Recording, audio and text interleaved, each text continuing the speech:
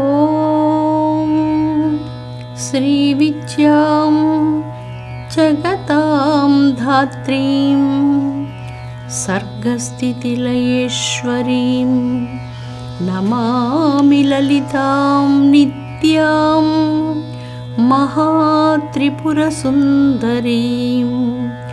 ఓం శ్రీమాత్రే నమః. ఓం శ్రీ లలితాంబికాయై నమః.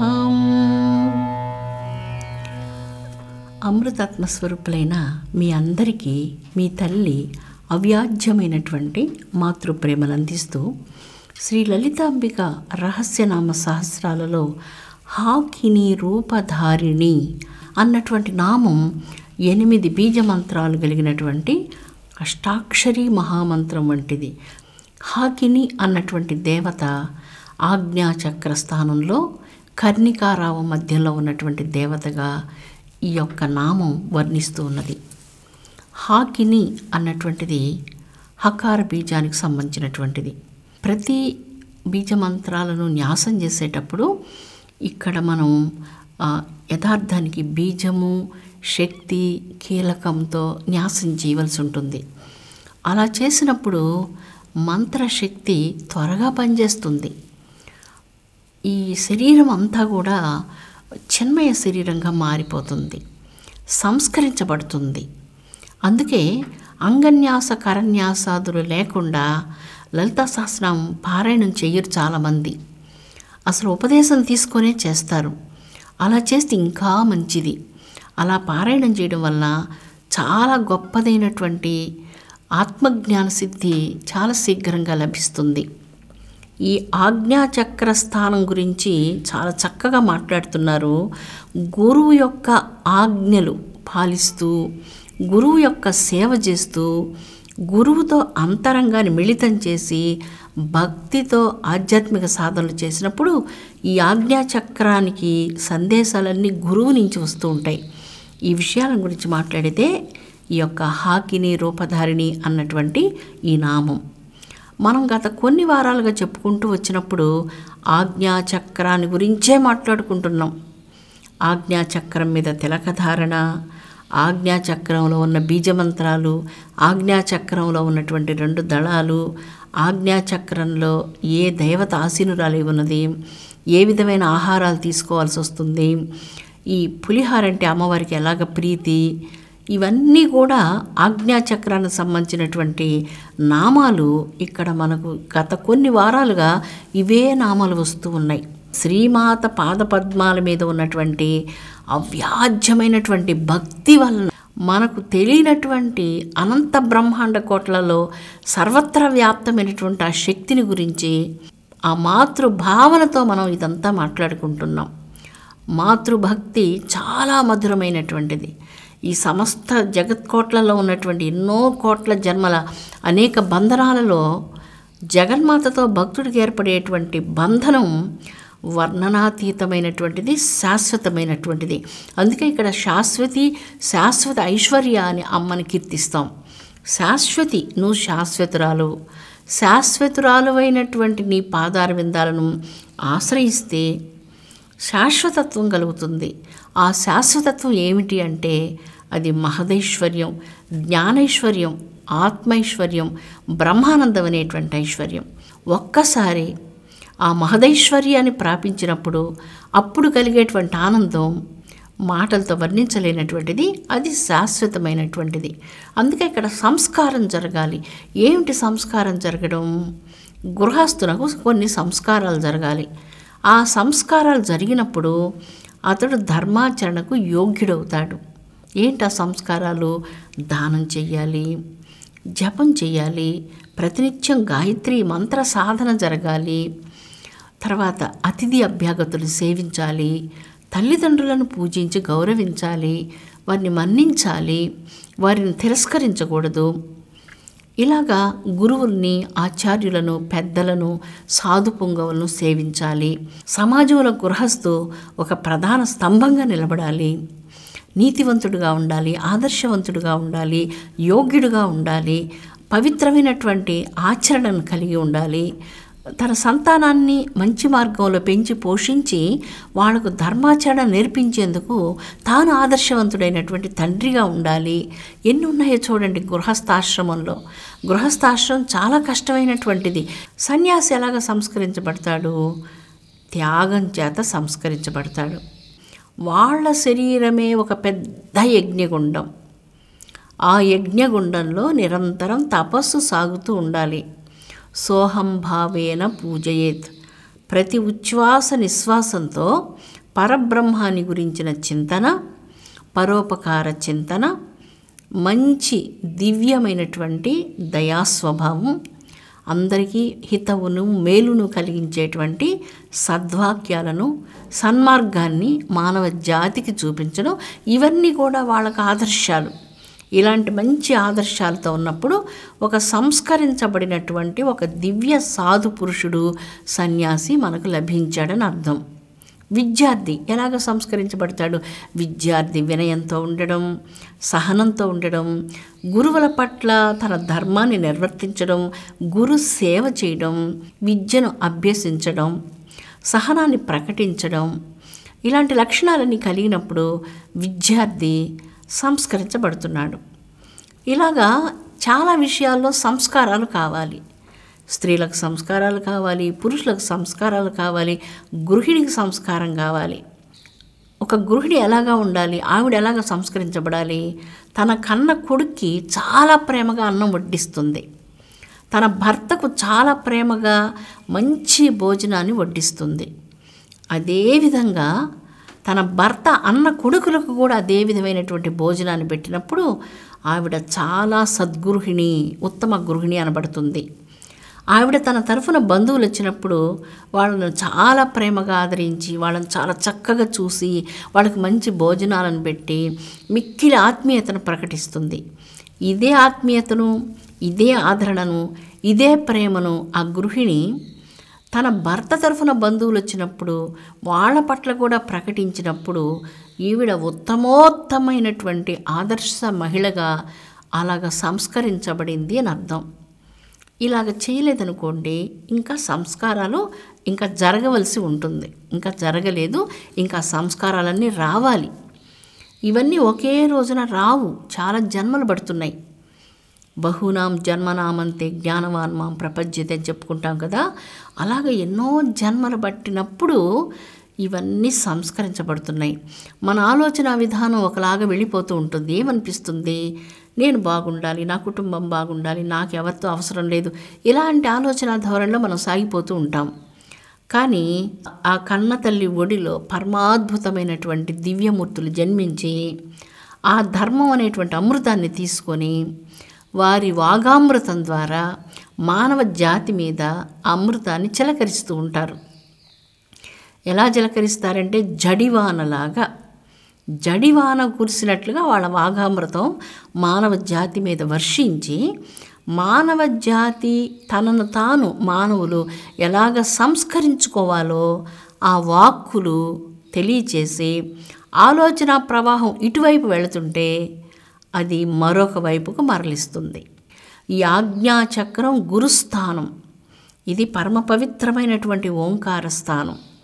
ఇక్కడ శివ శివానీలు ఎలాగ ఉంటారంటే ఒక్కొక్క దళంలో ఒక్కొక్కరు కూర్చొని ఎలా ఉంటారంటే కోటి కోటి కోటి మెరుపులు ఎలాగా ఉంటాయో అలాంటి మెరుపుల్లాంటి విద్యుత్ కాంతి ప్రభలతో జాజ్వల్యమానంగా అపూర్వమైనటువంటి దివ్యత్వంతో ప్రకాశించే వెలుగుతో ఈ రెండు దళాలలో ఆ భవుడు భవాని, శివుడు శివాని ప్రకాశిస్తూ ఉన్నారు. ఎప్పుడు దేవీ భక్తులైనటువంటి వారు, నేను ఇన్ని రోజుల నుంచి లలితా సహస్రనామాలు పారాయణం చేసుకుంటున్నాను, ఇందులో ఉండేటువంటి యోగ రహస్యాలను, ఇందులో ఉన్నటువంటి జ్ఞాన రహస్యాలను నేను తెలుసుకొని ధ్యానం చేసి జగదంబ యొక్క సాక్షాత్కారాన్ని పొందాలనేటువంటి ఆ దివ్య జ్ఞానోదయాన్ని కూడా తల్లే కలిగిస్తుంది. అలాంటిది ఈ పాటికి మీకు తల్లి కలిగించే ఉంటుంది. కేవలం ఒట్టి పారాయణంతోనే మీరు సంతుష్టాంతరంగులు కారు. ఇంకా కొన్ని మెట్లు ఎదగాలి. మన దేశంలో ఈ మహానుభావులందరూ మనల్ని ఏ విధంగా తీర్చిదిద్దారంటే, మీరు ఎదగడం అంటూ బాహ్యంగా ఎదగడం కాదు. అంటే ఏంటి? కొన్ని భవనాలు కట్టుకోవడం, చాలా సంపదల్ని పెంచుకోవడం, కోటాను కోట్లకు పడగలెత్తడం ఎదగడం కాదంటున్నారు. ఏంటైతే ఎదగడం? బాగా పొడుగ్గా పెరగడమా? అది కూడా కాదంటున్నారు. అయితే ఏంటండి ఎదగడం అంటే? అంతరంగంలో సంస్కరించబడ్డం. ఆ అణచరాని కోపాన్ని, అణచలేనటువంటి హీనభావాల్ని కాల్చివేయడం, అది ఎదగడం అంటే. తొందరపాటు, విపరీతమైన తొందరపాటు, అనుకున్న క్షణంలో జరిగిపోవాలి. అది ఎలా జరుగుతుందండి? ఎలా జరుగుతుంది? వెంటనే జరగదు. కొంచెం ఓర్పు కావాలి, సహనం కావాలి. ఈ అసహనం పెద్ద సునామీలాగా ఉవ్వెత్తున ఒక్కసారి ఆ సునామీ అన్న ఒక 150 అడుగులు 200 అడుగులు పైకి లేస్తుంది. మన అంతరంగంలో ఉండే అసహనం అనే సునామీ కొన్ని వేల అడుగులు పైకి లేస్తుంది. 200 అడుగులు కాదు, 2000 అడుగుల కంటే పైకి వెళ్ళిపోతుంది. అంత తొందరపాటుతో, అంత పరుషవాక్యాలతో, అంతగా చుట్టుపక్కల వాళ్ళని క్షణంలో తను అనుకున్నది కానీ చేయకపోతే దూషించేసి పన్ను జారిపోతూ ఉంటుంది. అంటే ఆ పరుషవాక్యాలు వచ్చేస్తూ ఉంటాయి. ఇటువంటి వాటన్నిటిని అణచడమే సంస్కారం అంటున్నారు. తొందరపడకమ్మా, కొద్దిగా కొంచెం ఓర్చుకో, వెంటనే కావాలని కోరుకోకు. ఇంత పెద్దదాని అయ్యావు కదా, ఇంకా ఏంటి ఇలాంటి ఆలోచనలు? ఇంత పెద్దవాడివి అయ్యావు, ఇంకా అదే తొందరపాట? కొంచెం ఓర్పు కావాలి. అంత తొందరపాటు పనికిరాదు అనేది తనకు తానే అర్థమయ్యే విధంగా చేసుకోవడం. తనలో తాను ఎదిగినప్పుడు ఇలాంటివన్నీ కలుగుతాయి. ఎదగనప్పుడు ఈ సునామీ 2000 అడుగులు కాదు, ఇంకా 3000 అడుగులు వెళుతుంది. ఎక్కువ మాట్లాడితే 5000 అడుగులు వెళుతుంది, 10,000 అడుగులు కూడా వెళుతుంది. ఇంట్లో వాళ్ళందరూ మనసుల్ని పగలగొట్టేస్తాం.